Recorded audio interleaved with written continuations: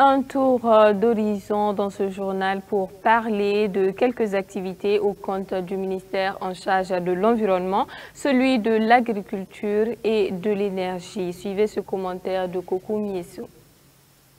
À Bondoncuy, dans la boucle du Mouhoun, l'escadron de sécurisation routière et d'intervention de la 2e Légion de gendarmerie a emblavé 43 hectares de terres agricoles, dont 17 hectares de maïs, 15 hectares de niébé, 14 hectares d'arachide, 2 hectares de riz, 2 hectares de soja et 3 hectares de pastèque. Soutenu par les populations locales et la zone d'appui technique en agricole de Bondoncuy, cette initiative s'inscrit dans le cadre de l'offensive agropastorale et halieutique 2023-2025, un plan gouvernemental visant la souveraineté alimentaire et la création d'emplois pour les jeunes, les déplacés internes et les VDP.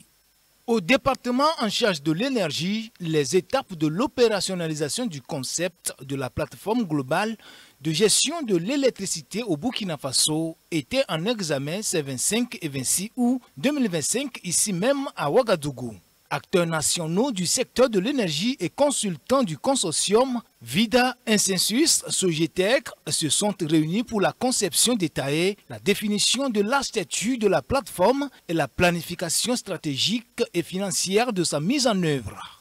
Boubacar Thierry Ouedraogo, représentant le directeur général de l'énergie, a souligné que cette plateforme représente un outil intégré de planification et de suivi destiné à optimiser et à coordonner les investissements énergétiques tout en renforçant la synergie entre les différents acteurs.